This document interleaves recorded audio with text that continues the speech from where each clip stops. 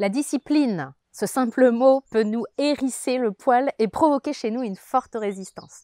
Pourtant, on est conscient que sans autodiscipline, atteindre nos objectifs, c'est très improbable, voire même impossible. Donc dans cette vidéo, je vais vous donner des clés, des leviers pour que vous puissiez mettre en place votre autodiscipline plus facilement.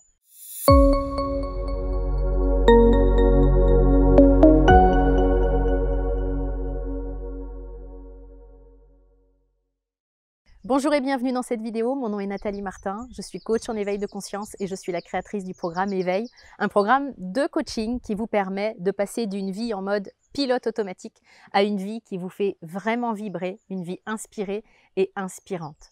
Pour en savoir plus sur ce programme, vous pouvez consulter la description qui accompagne cette vidéo. Je vous le disais en introduction, je sais que beaucoup d'entre nous ont un rapport très difficile avec la discipline, c'est le moins qu'on puisse dire.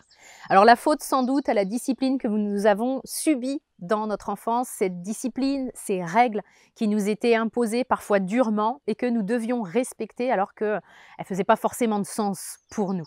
Du coup, on a parfois associé la discipline à une privation de notre liberté. Et comme nous voulons être des êtres libres, nous pouvons avoir tendance à refuser cette discipline, à être vraiment réfractaires à sa mise en place.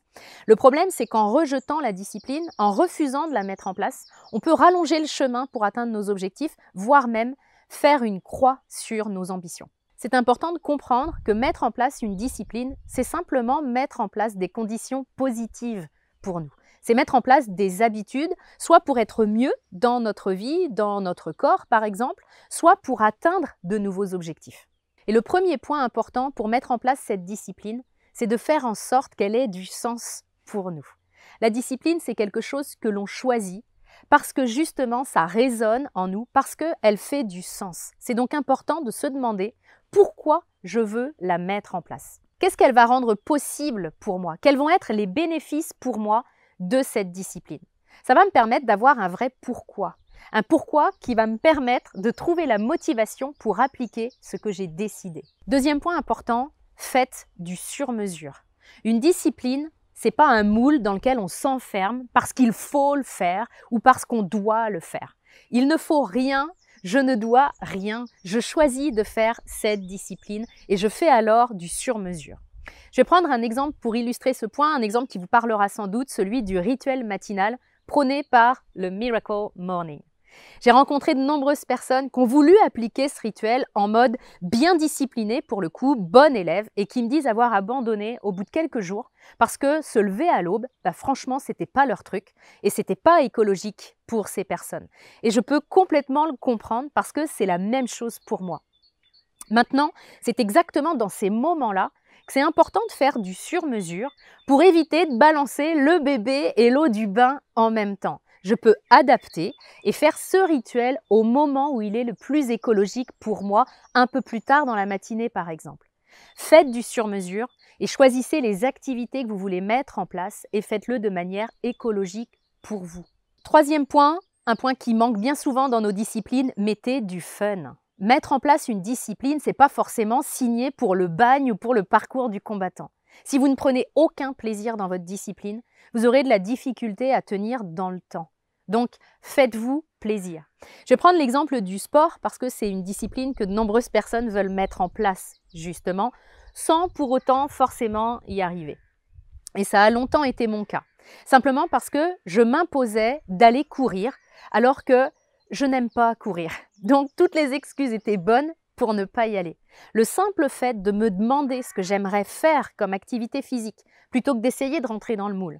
Le simple fait de m'interroger sur les critères dont j'avais besoin pour prendre plaisir à bouger, ça m'a permis de découvrir une discipline qui me correspond complètement. Alors le HIIT ou le Tabata, ou ça porte plusieurs noms, mais ça a fait que j'ai jamais lâché cette habitude-là. Donc, ajoutez du fun, et vous allez vraiment vous simplifier la tâche dans la mise en place sur le long terme de cette discipline. Quatrième point, ne partez pas dans les extrêmes. Lorsque l'on veut mettre en place une discipline, on a souvent tendance à fonctionner en mode on ou off. On passe de rien à tout et c'est trop radical comme changement.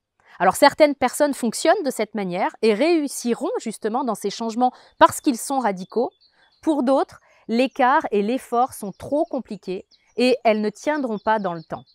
Elles enchaîneront les périodes d'excès dans un sens, plus de discipline et je fais ce que je veux parce que j'en ai marre, ou dans l'autre sens, une discipline de dingue et plus du tout de plaisir. Et ça va être complètement contre-productif à long terme.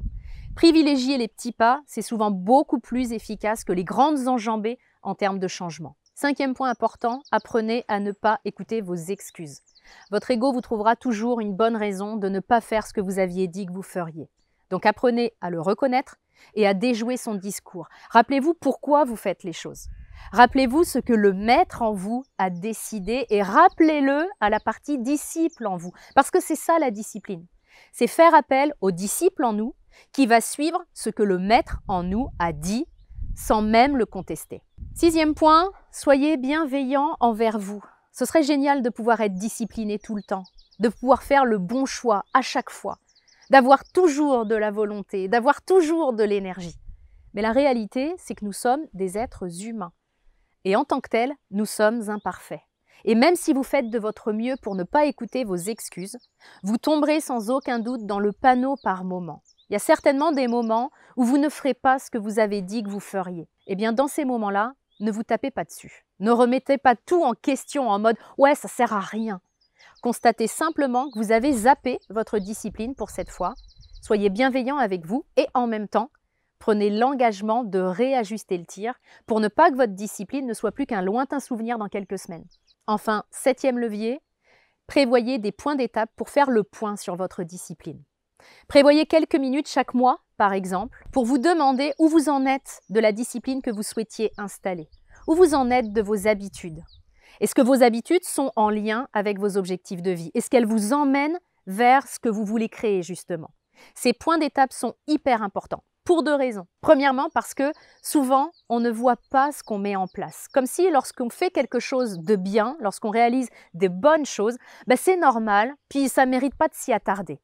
C'est important de pouvoir souligner vos victoires, pas seulement vos failles. Donc lors de ces points d'étape, vous constaterez peut-être que vous avez tenu la discipline, que ça fait 1 mois que vous vous tenez à vos engagements de faire du sport, par exemple.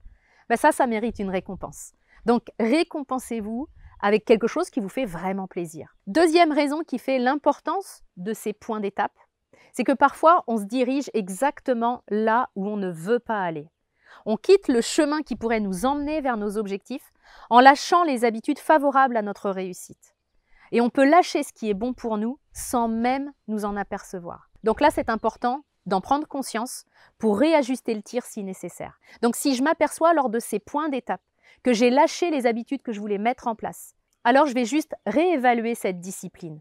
Je vais revisiter mon pourquoi pour valider à nouveau que la mise en place de cette nouvelle habitude, elle est importante pour moi et qu'elle fait du sens. Et si je me reconnecte à ça, si je valide que c'est important pour moi, alors je vais pouvoir remettre en place mon habitude en me demandant pourquoi ça n'a pas fonctionné la dernière fois. Parce qu'alors je pourrais anticiper les pièges et réussir cette fois à tenir sur la distance. Vous avez maintenant en main mes 7 leviers que je voulais partager avec vous pour faire en sorte qu'installer une discipline, adopter des habitudes qui sont bonnes pour vous, soit plus facile au quotidien.